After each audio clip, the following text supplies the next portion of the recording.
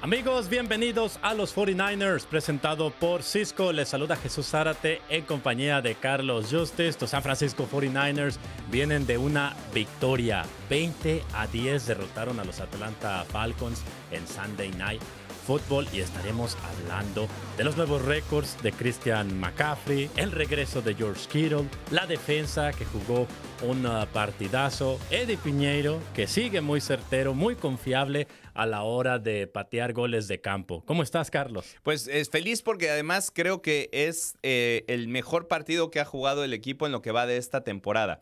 Es cierto, se habían ganado otros partidos, ¿no? Sobre todo el de los Rams, por ejemplo, que fueron a base de garra, de penir, de pelear, pero este me parece que fue un partido de redondo, o sea, se puede dominar en las fases del juego, se puede dominar en ofensiva, se puede dominar en defensiva. Decía Tatum Bethune de todas maneras que hay cosas por corregir. Sí, siempre hay cosas por corregir, pero creo que fue un showing muy sólido ante un equipo que venía muy embalado, que había tenido victorias importantes, que estaba sumando números impresionantes, sobre todo en la ofensiva, y llegan los Niners y aún con todas las ausencias, aún con todas las cosas que tiene alrededor, dan una gran demostración y se llevan el partido, me atrevería a decir, sin sufrirlo mucho. Así es, Carlos. Y bueno, yo creo que tiene mucho que ver el trabajo que está haciendo Kyle Shanahan, también el coordinador defensivo Robert Saleh. Y hablando precisamente de Kyle Shanahan, o algo de las notas, entre las notas destacadas, mejor dicho, de ese partido, aquí aparece Kyle Shanahan obteniendo su victoria número 75, Carlos, en su carrera, en la temporada, esto es en la temporada regular, victoria número 75 con los 49ers.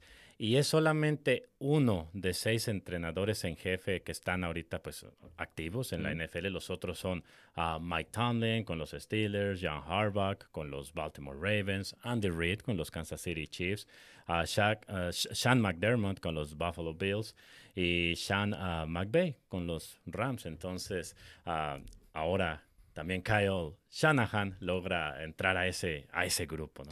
Sí, y creo que además, ya ha demostrado, ¿no? Que es un coach que sabe lo que hace, no por eso muchos dicen que es una de las mentes más brillantes, incluso el mismo Sean McVay, que en teoría vendría a ser casi como un alumno, ¿no? Sí. de Kyle Shanahan, que hace un partido brillante, que lo coachea muy bien, aprovecha las oportunidades que le da el rival, se da cuenta de las limitaciones del rival y creo que cuando ves que puedes dominar el juego por tierra y decides seguir corriendo el balón, no es nada más una decisión por necesidad, sino el hecho de saber que además puedes aprovechar muchas cosas, porque sabíamos que Mac Jones no venía al 100%, que no va a estar al 100% a lo mejor en lo que resta de la temporada. Entonces era una forma de darle descanso. Sí es cierto, utiliza mucho a Christian McCaffrey. Siempre que utilizas mucho a tus corredores, siempre hay una posibilidad como más amplia de que pueda pasar algo. Pero cuando se dio cuenta de los huecos que había, de cómo estaba dominando la línea ofensiva, dijo, por aquí es por donde se va a ganar el partido. Y te digo, acá ha sido un partido muy sólido, muy sobrio y lo gana del principio a fin. Y precisamente tú mencionas el juego terrestre, mencionas a McCaffrey, que ya vamos a hablar de McCaffrey, porque McCaffrey cada semana nos acostumbra a tener muchos récords. De hecho, casi todas las hojas que vemos aquí de notas son de McCaffrey. Son como 5 hojas solamente de Christian McCaffrey, un tremendo jugador, lo que hace siempre Christian McCaffrey. Pero comenzando en general con el juego terrestre, el impacto de George Kittle se nota inmediatamente. Es el primer juego completo, mucho ojo, que juega esta temporada con los 49ers porque en aquel juego contra Seattle, donde desafortunadamente se lastimó el tendón de la corva y no lo volvimos a ver hasta ahora en este partido contra Atlanta, fue como en el segundo cuarto donde se lastimó. Y no se había podido establecer el juego terrestre en ningún partido esta temporada hasta justo en este juego, cuando regresa George Kittle. El mismo Christian McCaffrey le dio mucho crédito a Kittle porque sabemos que ninguna otra ala cerrada bloquea como George Kittle. Y los 49ers como ofensiva, Carlos, registraron 174 yardas por tierra. No es casualidad ahora que está de regreso Kittle en el campo. No, por eso era indispensable, ¿no? Creo que era la baja que más se notaba en ese sentido. Digo, creo que Tonjes y Ferrell hicieron un trabajo bastante bueno. O sea, la diferencia es, tienes un jugador que seguramente va a ser un first ballot en el Salón de la Fama, o sea, por muchísimas razones, ¿no? Por todas las cosas que te ayuda, que viene a darle al equipo, pero la parte fundamental de que el juego terrestre funcionara fue que George pudo volver a hacer lo que viene haciendo, ¿no? Y eso era algo que el equipo necesitaba. Y es curioso porque termina estando sin targets, ¿no? O sea, lo utilizaron simplemente para que el juego terrestre funcionara. Y una vez que comenzó a funcionar, ya, solamente fue eso, ¿no? El mismo George bromeó, ¿no? Al final en la conferencia de prensa que decía, para todos los coaches de fantasy, lo siento, pero bueno, ese era el plan del partido y nos funcionó. Sí, de hecho fueron como 39 acarreos en total para la ofensiva de los 49ers. Y de hecho, si mal no recuerdo, creo que fue la temporada pasada o hace 2 años, no recuerdo exactamente cuándo fue, pero una vez cuando estábamos conversando con Kittle, que habla con los medios de comunicación allí en el vestuario, nos contaba que incluso él disfruta más a realizar un bloqueo de esos de pancake que anotar un touchdown. Imagínate, ¿no? Lo mucho que disfruta Kittle bloquear y dominar a sus rivales en ese sentido. Pues bueno, también en el locker room de esta semana, la semana pasada, dijo que extrañaba pegarle a alguien, ¿no? Dice, tengo mucho tiempo sin pegarle a alguien, quiero regresar a pegarle a alguien. Y eso es principalmente lo que uno hace cuando bloquea, ¿no? O sea, es parte fundamental del trabajo. Y te digo, creo que no hay nadie que lo haga como George Kittle y la prueba está en que McCaffrey pueda aprovechar y tener su primer partido con más de 100 yardas. Y es el sello de la ofensiva de los 49ers y Kittle lo representa perfectamente. Y bueno, hablando de McCaffrey, ya que lo mencionas, McCaffrey sigue teniendo una temporada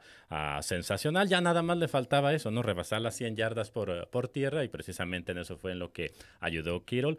Pero lo de McCaffrey es fuera de serie. Realmente, 24 acarreos, 129 yardas, 2 touchdowns por tierra. Luego también en recepciones, Carlos, 72 yardas de recepción.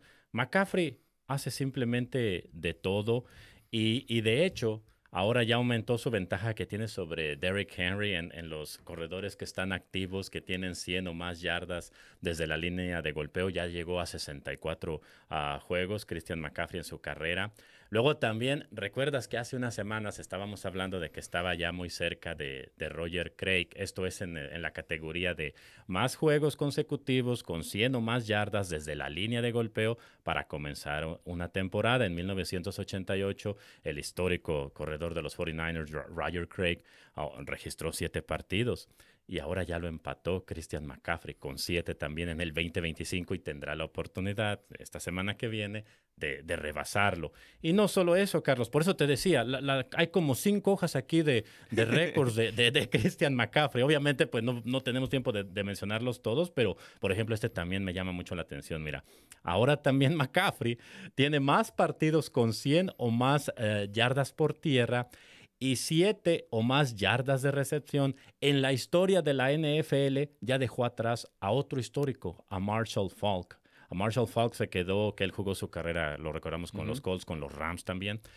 Con 6 juegos, McCaffrey ya llegó a 7. Y esto juntando los juegos de Carolina y los juegos ahora en San Francisco, a 7 partidos. ¿Cómo ves? No, es que es la ventaja, ¿no? Y lo ves, se cumplían apenas hace un par de días, ¿no? Un par de años de ese trade que en aquel momento le habían dado, que era calificación de C-, que para el lunes, precisamente, ¿no? Se cumplió, exacto, que 3 años, ¿no? 3 años. Sí. Y digo que le dieron calificación de C-, que en Estados Unidos vendría a ser así como un 70, ¿no? ¿Quién sería quien le dio esa calificación? Fue una... Sí, yo sé, pero... Fue una página muy conocida, con 4 letras. Fueron los que le dieron esa calificación. Y Christian ha realmente resultado ser valiosísimo para la ofensiva, ¿no? Obviamente se le extrañó mucho el año pasado cuando no estuvo sano. Parte de por qué también el récord fue como fue es parte de eso, porque plantean los otros equipos de todas maneras encontrar las formas de detenerlo y siempre encuentra cada una forma de que no sea así, ¿no? Y lo ves con las secundarias, tratan de mantener a los receptores, ¿no? Tienen que correr con los receptores, no puedes dejar un receptor abierto, literalmente, por tratar de cubrir a Christian McCaffrey, ¿no? Pero para los linebackers, para los jugadores que están al lado de él, cuando se alinean la ranura, cuando lo hacen, parte también de todo ese movimiento pre-snap que hace el equipo es precisamente para abrir esos espacios, ¿no? Tratar de aprovechar el lado donde te dejan un poco más flojo. Y cuando Christian tiene un pequeño... ¿Qué es lo que te decía?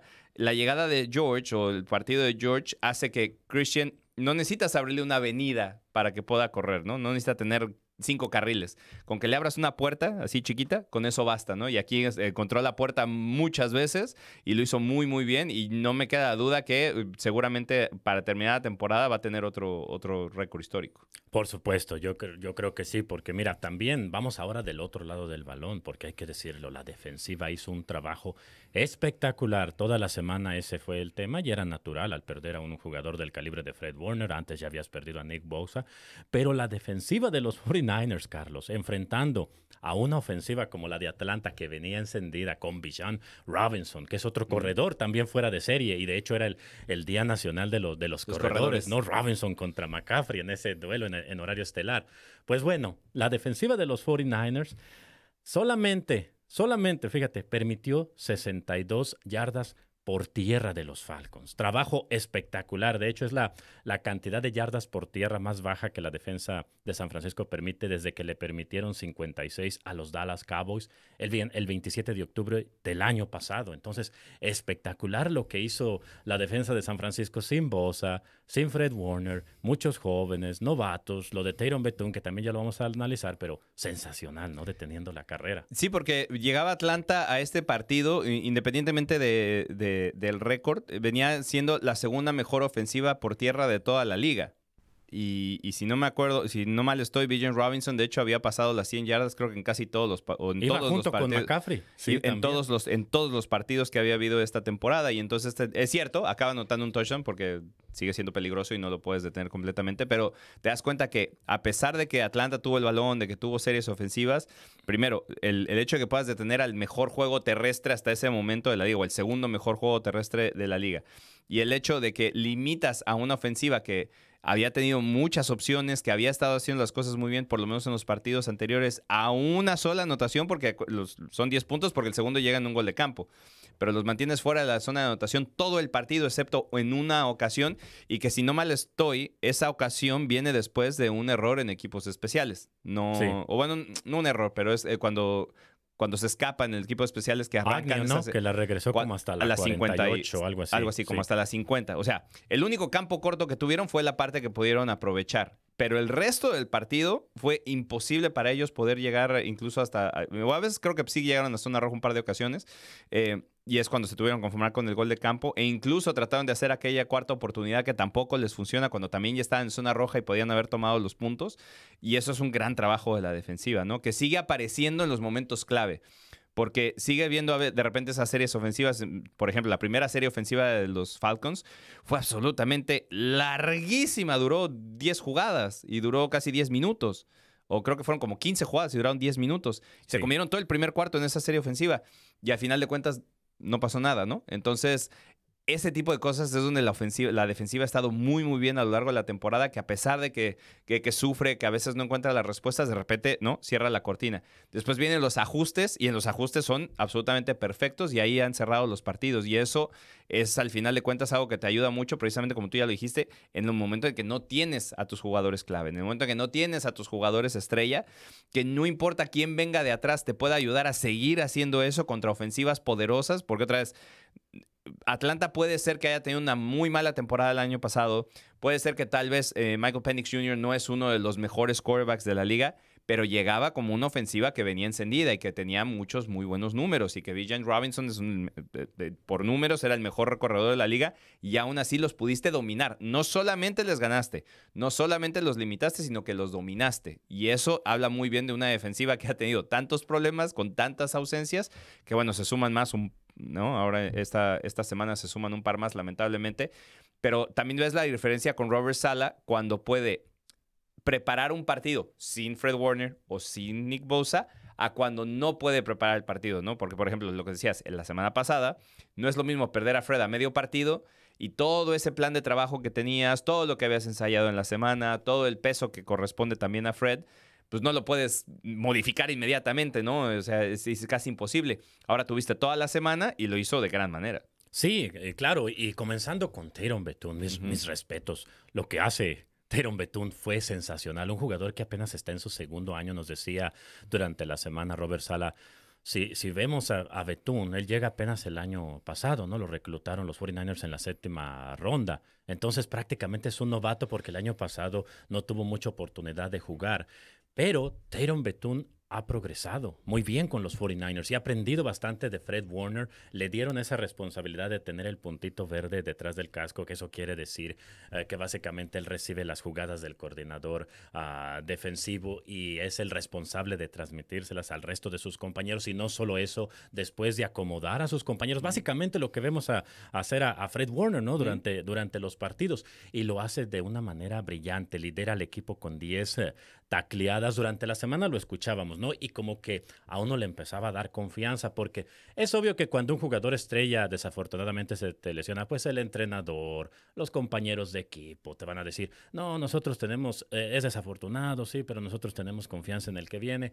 Pero cuando cuando daban sus explicaciones Kyle Shanahan, Robert Saleh, y entraban en detalle, decías, ok, yo creo que entonces vamos a tener un juego especial de Tatum Bethune, porque eran muy específicos en la forma que te explicaban por qué Tatum Bethune era el indicado de cumplir con esa función del Mike linebacker. Y luego cuando escuchamos también hablar al mismo Tatum Bethune la semana previa al partido, que fue el miércoles, ¿no? Le tocó hablar a Tatum Bethune con los medios de comunicación y también tú escuchabas a un Tatum Bethune muy seguro de sí mismo con lo que decía, te daba ejemplos de cómo le fue en la universidad y todo eso y decías tú, ok, pues me interesa mucho ver cómo va a jugar cómo le va, Bethune, ¿no? Sí. y la verdad, todo lo que se dijo, Bethune lo cumplió en la cancha. Y además dos cosas, ¿no? Primero, a lo mejor son detalles que uno puede ser que parece un detalle irrelevante, el otro no tanto. Fuera del partido, antes de hablar del partido, primero, Tatum llega al estadio en este partido con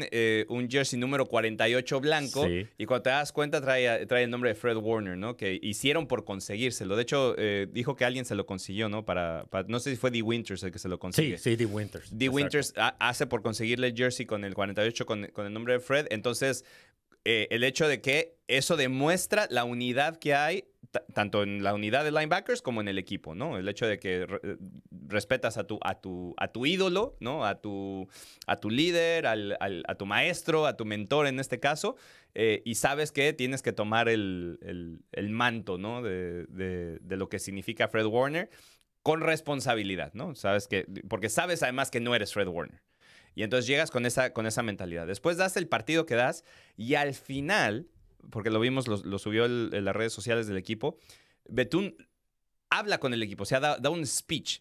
Y eso creo que habla del tipo de jugador que es, porque, otra vez, estás con uno de los líderes del equipo, alguien que se encarga precisamente de hacer esas cosas, ¿no? Incluso George Kittle bromeaba también con la prensa que Fred da como 3 o 4 speeches a lo largo del partido, ¿no? Ni siquiera de la semana. Y allí estaba en el estadio, ¿no? Para brindarle su apoyo al equipo de cualquier forma. Y fue y habló con el equipo, eso también lo sabemos, ¿no? Porque también Kittle bromeó con el hecho de que... Y saludó a cada uno al final, ¿no? Pero digo, Kittle también bromeó con eso, que dice, tenía que llevarse toda la atención, ¿no? O sea, el aura es toda para él.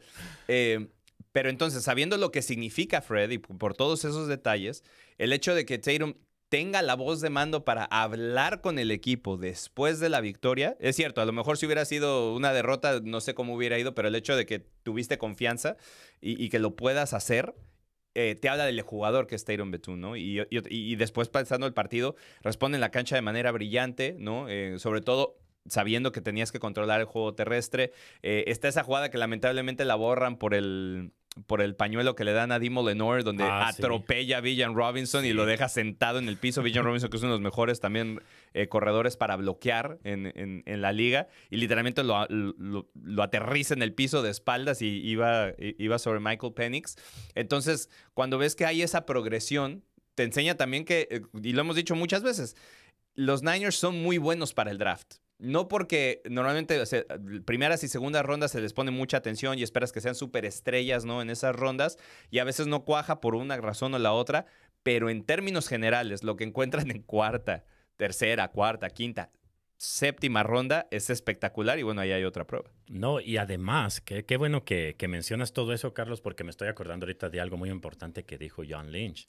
John Lynch, después del partido, le mencionó a la prensa que Kyle Shanahan, en esa semana, ¿no? Antes de enfrentar al equipo de Atlanta, que cuando tuvo esas reuniones, ¿no? Con todo el equipo, especialmente con Bethune y los jóvenes, ¿no? De la defensa, que iban a estar con esa tremenda responsabilidad, ¿no? De estar sin Bosa, sin Fred Warner, que les puso un video de Fred Warner cuando era novato, ¿no? Y les dijo, miren a Fred Warner, su primer partido como novato. Todavía no tenía el pelo largo, todavía no llegaba a ser el Fred Warner que conocemos, básicamente, ¿no? Para acabar pronto.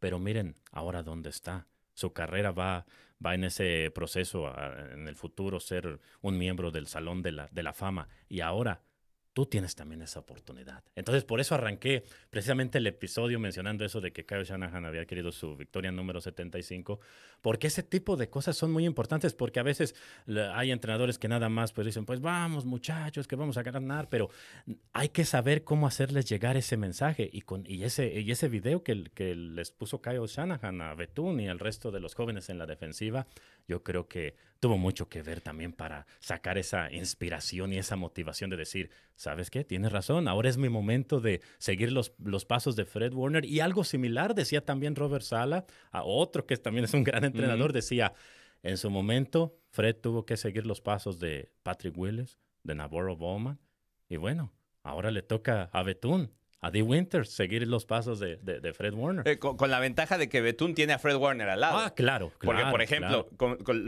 lo de Fred, hablando de por qué Fred es Fred, Fred sabe que están las comparaciones. Fred sabe que están esas, sobre todo cuando estaba Dre Greenlaw, él sabía que estaban esas comparaciones, ¿no? Y él va a ir forjando su propio camino. Pero él no tenía a Patrick Willis al lado para preguntarle. A Willis y a Bowman no, claro. Que ya se habían retirado. Oye, ¿cómo hago? A lo mejor ha platicado con ellos, es cierto. O sea, también sabemos que en los Niners, el alumni... Patrick Willis. Incluso jugadores... Muy de cerca. Incluso jugadores que están en activo, porque lo hemos visto en los playoffs. Jugadores que están en activo en otros equipos que pasaron por acá, vienen y visitan. O sea, es muy común que realmente haya una familia dentro de los jugadores de los Niners, que todos se llevan, todos se llaman. Entonces, estoy seguro que Patrick Willis y Fred se han sentado a cenar o a platicar. O sea, eso no me queda mayor duda. Pero a la hora de entrenar, no lo tiene, ¿no? Fred ha tenido que aprender de él mismo, de sus coaches, de apoyarse en sus compañeros.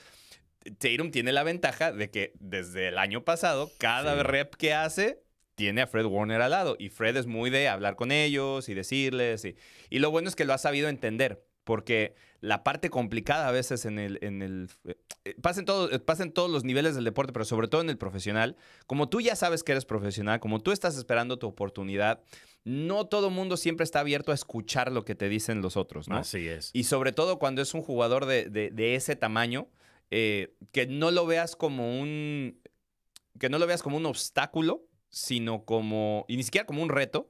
Porque no es el reto de, le voy a ganar el lugar a la estrella, sino como un momento de aprendizaje. Claro. Es de, yo sé que estoy aquí, estoy asumiendo esa responsabilidad, sé que me queda mucho tiempo en la liga, sé que es mi primer año. ¿Qué mejor manera de aprovechar que tengo a Fred Warner al lado en vez de decir, es que Fred juega en vez que yo?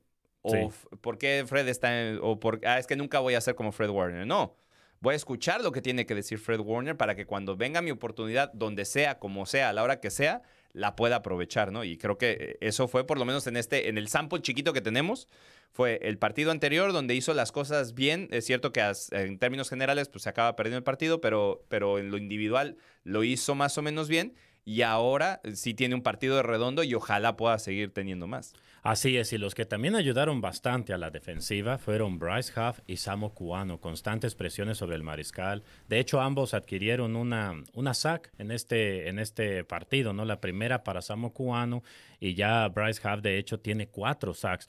Lo malo que con Bryce Huff es, dijo Shanahan el lunes, que se lesionó el tendón de la corva en las últimas jugadas del partido. Entonces se espera que ahora Bryce Huff se pierda las siguientes 2 semanas junto con Brendel, que también está lastimado del tendón de la corva. Renardo Green dijo que a él lo iban a evaluar por esa lesión del dedo del pie. Pero que no es turf toe.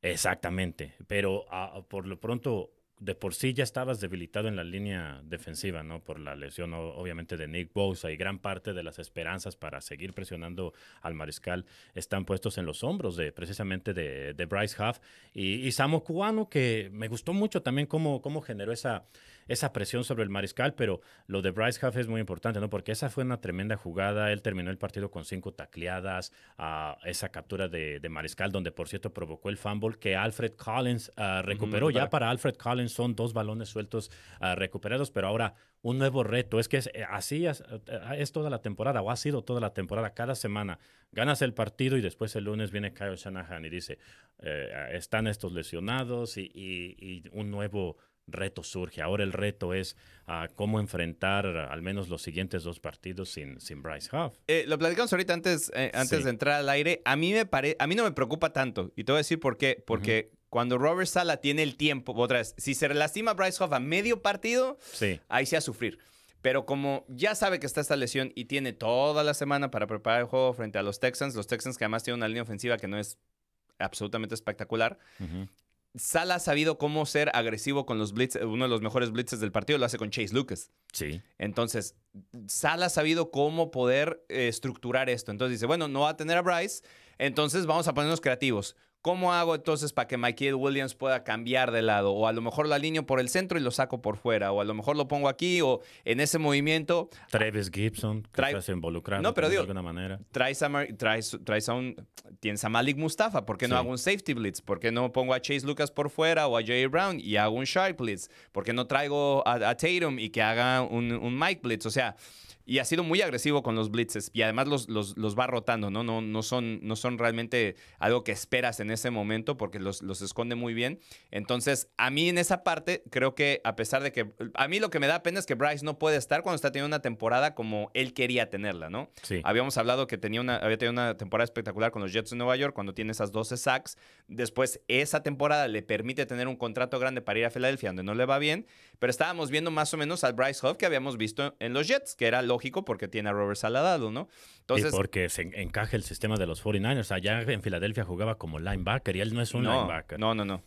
Además porque juegan 3-4, ¿no? En Filadelfia no juegan un linebacker 4-3. Jugaba ya. Entonces, cuando cambias el formato, el sistema, pues no te vaya aquí. Obviamente, y además ya había trabajado con Robert Saleh. Entonces, la pena es que no pueda seguir sumando a eso, ¿no? Porque yo creo que él quiere tener, ¿no? Ese doble dígito para terminar la temporada en capturas de mariscal y no lo va... Bueno, no sé si no lo va a tener, pero digo, son partidos que te pierdes para poder hacerlo, ¿no? Y eso en lo individual, pues bueno, sí, una parte de rendimiento que no quieres tener porque además te corta una buena inercia que traías, ¿no? Tenías muy buena inercia, venías con un momento muy importante, estabas jugando bien y pum, te lastimas. Sí. Entonces, esa es la parte que es complicada, pero en cuanto al partido se refiere, digo, no creo que me asusta tanto en el sentido de que creo que Robert Saleh lo va a poder preparar bastante bien. Así es, Carlos, porque sin duda yo creo que después de la lesión de Bosa, este partido contra Atlanta, y ojo, la línea ofensiva de Atlanta es una buena línea ofensiva, y yo creo que fue donde se generó más presión, y no nada más fue Huff, también Sam Okuano, insisto, lo que hace Sam Okuano terminó con 5 presiones al mariscal aparte de la sack, y como tú dices también, Robert Saleh se puso creativo enviando de repente a Chase Lucas en esos blitzes, Chase Lucas que por cierto también tuvo un muy buen juego, ¿te acuerdas? En la jugada donde detienen a los Falcons en cuarta oportunidad, donde persigue a Drake London y evita que el equipo de Atlanta consiga ese 1º y 10. Que estuvo a punto de interceptarla, ¿no? Sí, de hecho le pasó a los dos, primero a Chase Lucas por entre los brazos y luego también a Drake London, pero eso obviamente lo sacó de concentración a Drake London. Sí, porque la lee muy bien, brinca la ruta y cuando pone, bueno, que le pasa entre las manos y eso también London pues ya... y también creo que era un pase muy fuerte, o sea, a mí me da la impresión. Era fuerte. Era un pase muy, muy fuerte. Porque si no, capaz que era pick six. Sí. Right, porque ahí pasan dos cosas. Si lo tira con más toque, era un pick six. Sí. Y le puso esa velocidad. No sé si alcanzó a ver al defensivo para tratar de que Drake tuviera oportunidad, pero le acaba tirando un bombazo y Drake tampoco lo puede agarrar, ¿no? Porque además ve que Lucas le brinca enfrente.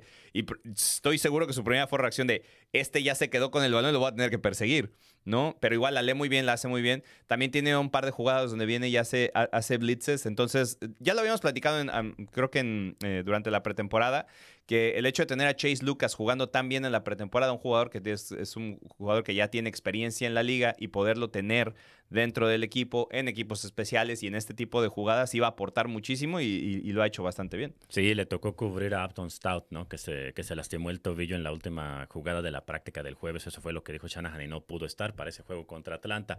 Pero bueno, otro que también ha respondido y es de los principales responsables de que la temporada de San Francisco vaya bien con el récord de 5-2 es Eddie Piñeiro. Eddie Piñeiro, siempre que lo necesitas, llega y responde. Anotó sus 2 goles, sus 2 oportunidades de gol de campo que se le presentaron de 55 yardas y de 43 yardas, sus 2 puntos extra también. Pero no solo eso, ahora ya Eddie Piñeiro tiene 17 goles de campo anotados, ¿no? De forma consecutiva, y con esto ya rebasa a Robbie Gould. Robbie Gould en el 2017 consiguió 15, y esto es para la mayor cantidad de goles de campo anotados para un pateador en su primera temporada con los 49ers. Felicidades para Eddie Piñeiro. ¿Qué trabajo está haciendo? Sí, y creo que, tío, a mí la historia de Robbie y de Piñeiro me parece que son muy parecidas, ¿no? Jugadores que habían empezado bastante bien cuando arrancan, tuvieron un bajón de juego, tienen que cambiar de equipo, medio trotan por un par de equipos, llegan a los Niners y se vuelven a establecer, ¿no? Y Eddie lo está haciendo de manera espectacular y lo siente, ¿no? Siente que es parte del equipo, ve cómo lo trata. No sé si también el área le ayude un poquito, ¿no? De sentirse un poquito más en casa, por así decirlo. Sí. Que eso también, que también le ayude. Pero la verdad es que ya había demostrado que había sido un pateador confiable. Y te digo, él es la contraparte de lo que decía Kyle Shanahan de cuando hay que tenerle paciencia a un jugador. Aquí es un jugador que ha tenido muy buenos números. A lo mejor no ha pasado por la mejor de las rachas, pero vamos a aprovechar lo que está disponible. Y lo chistoso es que estuvo a punto también, bueno, a punto, pero tuvo una oferta también de Atlanta. Él lo platicó. Lo platicó, sí. y estaba entre Atlanta y los Niners y dijo, quiero ir a los Niners porque me parece que es un equipo que tiene posibilidades de ganarlo todo. Claro. Y por eso decide venir para acá. Y bueno, pues, aparte de eso, todo ha sido, mira, Dinero, puro ¿no? dinero. Ya se ganó ese apodo, Eddie Piñeiro. Pero bueno, ya para finalizar, mencionábamos los 3 lesionados durante el partido, ¿no? Contra los Falcons, pero Shanahan dio algunas actualizaciones, ¿no? Novedades, mejor dicho, con los otros jugadores, ¿no? Por ejemplo, dijo que Upton Stout van a continuar evaluándolo. Dijo que también le van a abrir probablemente su ventana de prácticas a Spencer Burford, que se lastimó la rodilla. Y con Brock Purdy, que tiene esa lesión en el dedo del pie, dice que va a continuar esta semana muy similar a la semana pasada. Recordemos que la semana pasada estuvo limitado miércoles, jueves y viernes. Y Ricky Pearsall, que está lesionado de la rodilla, dice que lo van a evaluar el miércoles, Carlos. Y Yetur Gross-Matos obviamente dice que va a seguir con su rehabilitación por esa lesión que tienen en la rodilla y en el tendón de la corva. Entonces, veremos, ¿no?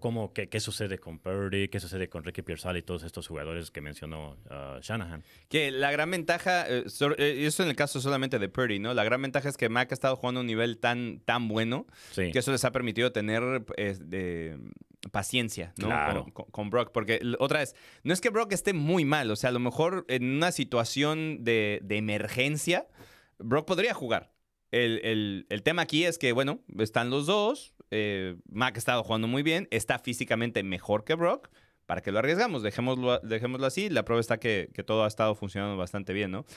Mac, obviamente, si para los números, el rating lo mató esta semana, pero en realidad la culpa no es de él. Le puso ese pase para Jennings, era perfecto, ¿no? Y Jennings tiene ese error. Después lo lava y consigue un par como ha sido el caso toda temporada, que los receptores ayudan, ¿no? Después con jugadas grandes después de algún error.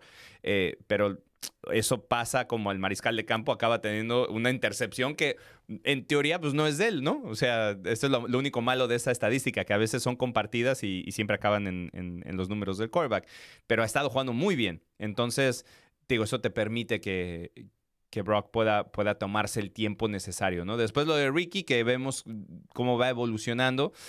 Siempre es algo importante tener un cuerpo extra, ¿no? En el cuerpo de receptores, sobre todo de esa calidad, ¿no? Pero la realidad es que los cuerpos receptores han estado bastante bien, ¿no? Que Kendrick Bourne sigue sumando, obviamente Jawan, de Marcus Robinson, o sea, han estado sólidos en ese departamento y sería pues, agradable poder tenerlo de vuelta. Y creo que al final, y lo hemos mencionado ya varias veces, yo sigo insistiendo que para mí los Niners han demostrado con esto ser el equipo más profundo de toda la liga. Y no por el hecho de que lo diga yo nada más o por el hecho de que me esté aprovechando los resultados, pero es que la realidad es que hay muchos equipos que cuando están en estas situaciones no pueden ganar partidos. Los Baltimore Ravens, por ejemplo. Ahí están los Ravens. Los Bengals. Ahí están los Bengals, que es cierto, ganan ahora un partido bastante importante. Pero porque trajeron a Flaco. Pero tuvieron que dar vueltas y tuvieron que... Y Flaco de casualidad estaba disponible. O sea, hay que hacer muchos movimientos de repente y acaban siendo rentas porque se llevan a Flaco, pero Flaco no es el futuro de esa franquicia y no se puede quedar. Aquí los Niners no han tenido que cambiar a nadie. No ha llegado nadie que hayan tenido que ir de emergencia a ir a buscarlo después de las lesiones. Y el equipo sigue funcionando bien y el equipo sigue ganando. Porque además ese es el punto. Juega bien. Y en los partidos incluso que ha perdido, ha estado cerca. O sea, no ha habido un partido donde realmente se haya caído el rendimiento del equipo a un punto que le pasen por encima y digas, bueno, pues con todas las lesiones, como pasó el año pasado. El año pasado pasó un par de veces que fue, güey, con todas estas lesiones y todas estas ausencias, ¿qué más iban a hacer, no? Claro. Y ahora no ha sido el caso. Y eso es una gran ventaja porque otra vez la temporada ya se va acercando a la mitad, ¿no? Ya estamos a 2 partidos de que sea la mitad de la temporada, pero todavía queda muchísimo tiempo enfrente para poder recuperar piezas que sean la diferencia. Y por lo pronto, el rival que está enfrente son los Houston Texans. Los Houston Texans van a ser el próximo oponente de los 49ers ya en la semana 8. Y ya saben, amigos, los invitamos a que escuchen la transmisión en español de ese partido 49ers contra Texans. Es este domingo a las 10 de la mañana, horario del Pacífico, 11 de la mañana, tiempo de la Ciudad de México. Lo puedes escuchar en español por W Radio, W Deportes, en 49ers.com, en la aplicación oficial de los 49ers. Ahí los estaremos esperando con los comentarios de mi compañero Carlos Justice y la narración de tu servidor Jesús Zárate.